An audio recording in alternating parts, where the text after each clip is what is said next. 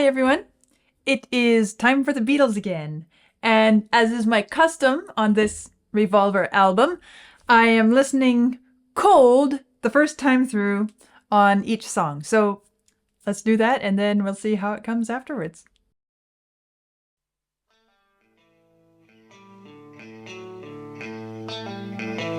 Oh wow.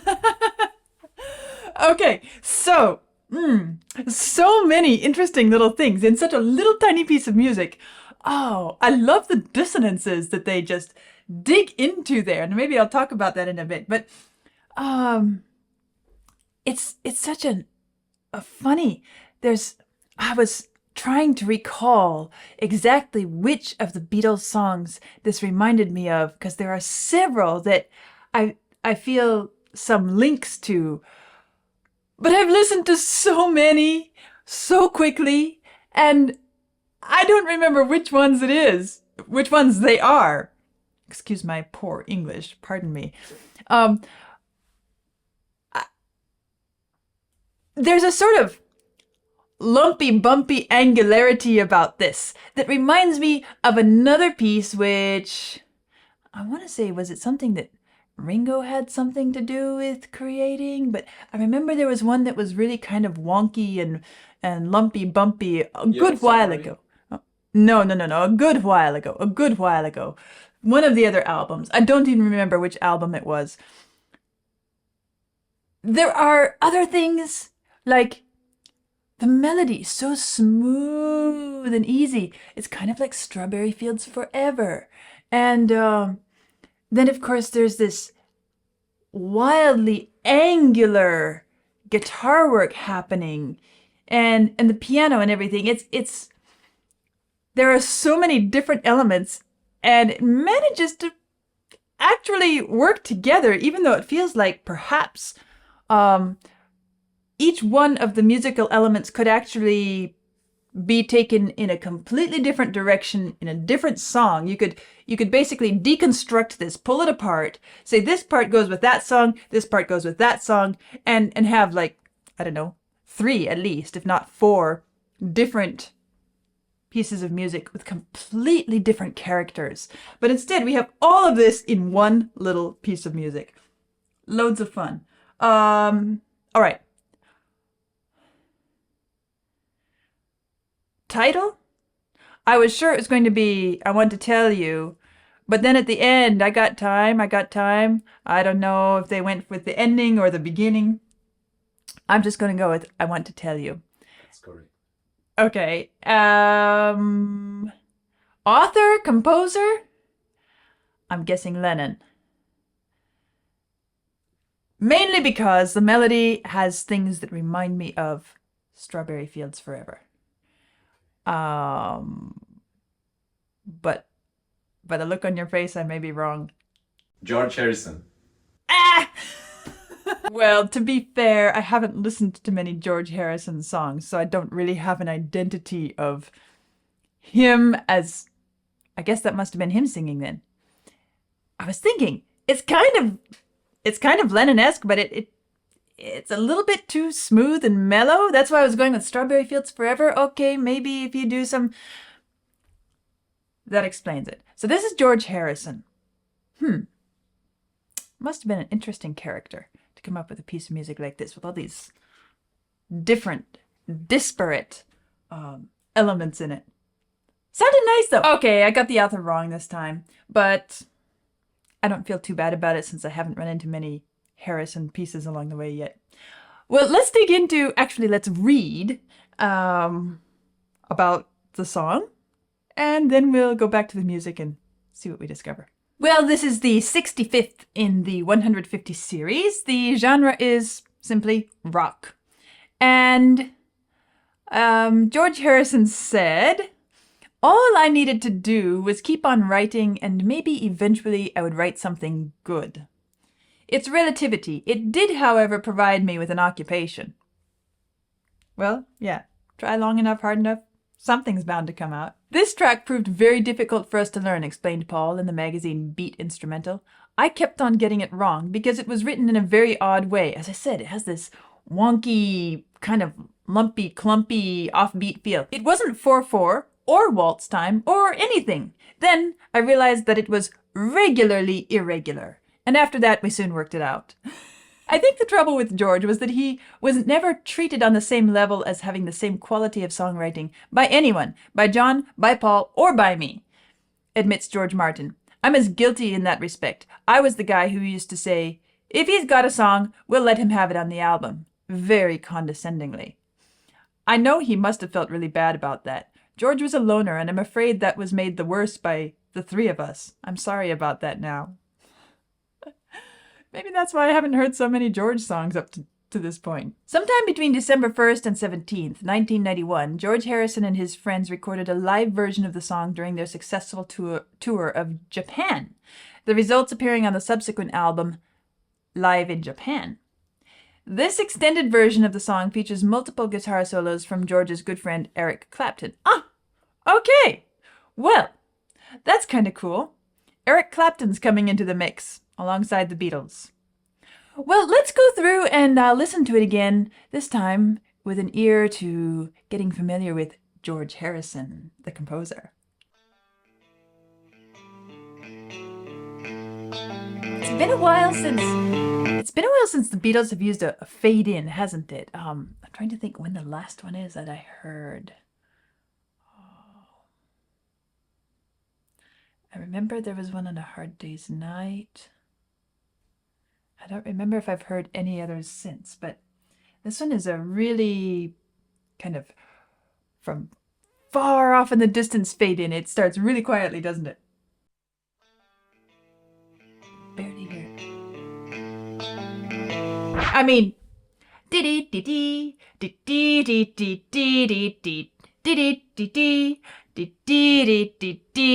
what is going on there, really? Well, it's all rhythm. No, it's not all rhythm. It's rhythm and it's intervals. The rhythm is... Okay, well, it's written out here on the score. So let's just use the score as a quick way to kind of parse this out quickly. So, as you can see, in the second bar and the third bar, we have triplets. Now, I'll just go ahead and tell you, one of the things that pushed me towards Strawberry Fields Forever and thinking of this in terms of what Lennon did in that piece was the way the triplets are used. There are several things, and I'll bring it up along. I don't want to detract from this piece itself, but I almost wonder if maybe, even though I've been tracking Lennon's use of triplets all the way from the beginning because of my fascination with how he ended up at Strawberry Fields Forever and the Beatles as a whole as well, how they ended up with such wonderfully diverse and complex and multi-layered, multifaceted compositional styles. And I have been, because Lennon is the one credited with Strawberry Fields Forever, is really his piece. I've been kind of tracking it through Lennon. But now suddenly here, with George Harrison and this piece, I'm thinking, I wonder how much something like this influenced Lennon to go even further that direction. It's a fascinating little idea to me because I know how different compositional styles can become the fingerprint of an individual. I also know how nice it is and how common it is. It's just part of the way things work to be influenced by other composers and musicians who, you have interactions with and you like what they did or something they did sparks something in you. And for that reason, I'm going to point out several things that pushed me towards saying Lennon when I had to guess the creator of this piece, even though it turns out it's not. Because I want you to have your ears kind of primed to see, oh wow, that is kind of similar, isn't it? So this is one of those things where we have this wonderful cross relation between triplets, slow triplets, 1 D D, 3 D D, because this is in 4 time. We have 4 beats in a bar, and so the first triplet is across 2 beats, and the second triplet is across 2 beats. So we have this dee dee dee dee, da da da da da da da, dee dee dee dee, da da da da da da da. It's I want to say it's kind of a donkey beat, isn't it? You know, just imagine a donkey walking along a rocky road and kind of the hoof beats and maybe stumbling on some rocks along the way. And it's that sort of really uncomfortable ride feeling. And this is what we get at the beginning. More than just the rhythm, though. We have right away this flat 7, which is not terribly unusual. We're in the key of A major. It shows up several times. So it becomes a feature right away in this intro. But the other thing is that we have this kind of angularity in the shape of it. Dee dee dee dee, dee dee dee dee dee dee dee dee dee dee dee dee dee dee dee dee. It's like, what is this? A sawtooth? Some spiky something or other. And as I was listening to this, I thought back to my first few experiences listening to some of the metal. Was it At the Graves where I really dug into the augmented fourth, diminished fifth harmony interval? Well, this isn't actually an augmented fourth, a diminished fifth, but it has the same sort of discomforting, set you on edge feeling. The way that he's using these fourths and fifths and this angularity, we end up with the same sort of feeling of unease, unsettled, uncomfortable. I just can't quite find a comfortable place to sit between the rocks. They're just all over the place. All of this comes up in the intro right away. And then as we go through the piece, you'll see how it's further exploited and explored. But let's just hear this and we'll go on. Bong, bong, bong. Suddenly, we're given a bit of orientation, because at first we were kind of like, oh, what is this? What? We're not really clear because there's not a lot to really orient us. And when he orients us with these beats here, rather than becoming more comfortable, it accentuates the angularity and the awkwardness of this whole setup. And so it almost feels like we set a little bit more aggressively down on this uncomfortable seat. I want to tell you, where did that come from? Because everything else is so uncomfortable. I want to tell you, the way he bends his notes there.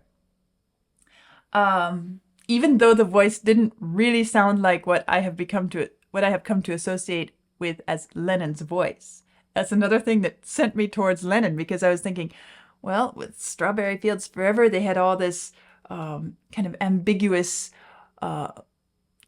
tonal center, and now we're really bending these. I want to tell you. It was almost like a sort of a less engineered version of Strawberry Fields Forever in that regard, because it's his voice doing the bending, not so much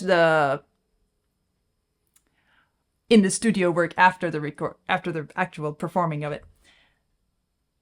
And then these harmonies here. My head is filled with things to say. 3-part harmonies in the voices. Rich, full, sweet. On top of all this wonky donkey business. My head is filled with things to say. And suddenly, just as soon as we were thinking, oh, we actually have something smooth and pretty here, what is this coming in here in the piano? And that is what I really want to talk about when I said I want to talk about the dissonances, because this is the one that really has the same sort of setting your teeth on edge effect as the augmented fourth, diminished fifth. But it's not. If we look at it, it's not. We are essentially an E chord. That's our dominant. We're in the key of A, E major. The music here calls it an E7. Okay, fair enough. We have E, G, B, and there is a D in there, so we can call it an E7 standard. But then we get this 9 in there. But it is not just a 9. It's a flat 9. Ooh. Oopsie, let's make sure I get the right notes here. Oh, that is just so gritty, salty, sour, bitter even. And it's like, to use this image that I've kind of fallen into, we sit down, the ground is kind of rough, rocky. We stand up, we adjust it a bit, try to smooth it out a bit. We sit down again, a little more firmly. It's still kind of rough, but okay. And then, as we lay back, there's a rock that just jabs us in the back. And this is that rock. It really just jabs us there, just as we were getting ready to be comfortable. Filled with things to say. Or you could say it's your friend with an elbow just jabbing you in the ribs. Bong, bong, bong. Move over. Give me a little more room. You know, it's this feeling of, I just can't get comfortable. And, well, as I'm paying attention to the lyrics, my head is filled with things to say. That was all smooth, as if we're imagining, I want to say all these things, but then, when you're here, all those words, it's when you're here, I can't get it out. All those words, they seem to. Don't you love how that jab, that discomfort, all those words, they seem to slip away, and all of that feeling of discomfort in the music just slips away for a moment.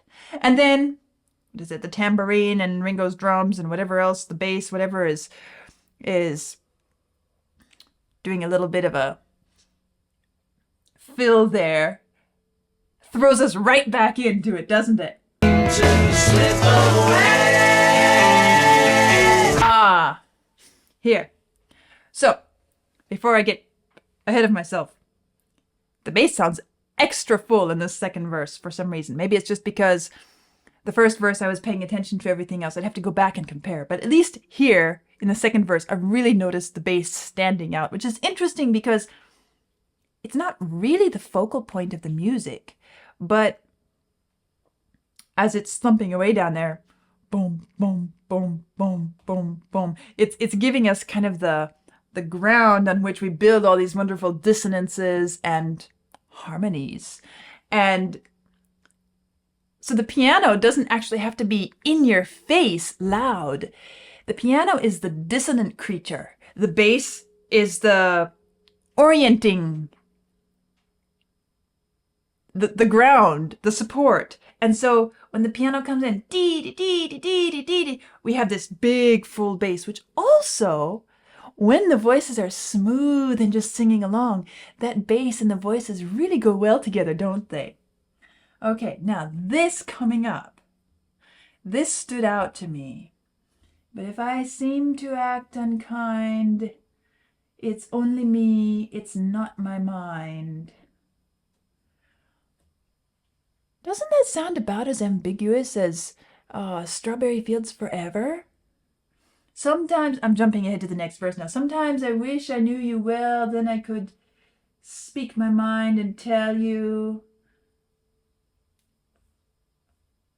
Maybe you'd understand. It's the same thing as Strawberry Fields Forever. That sort of maybe if sometime somehow I don't know if I can. Take you down, yeah. 'Cause I'm going to. Doesn't it? And then let's see. Where it says living is easy With eyes closed. With eyes closed.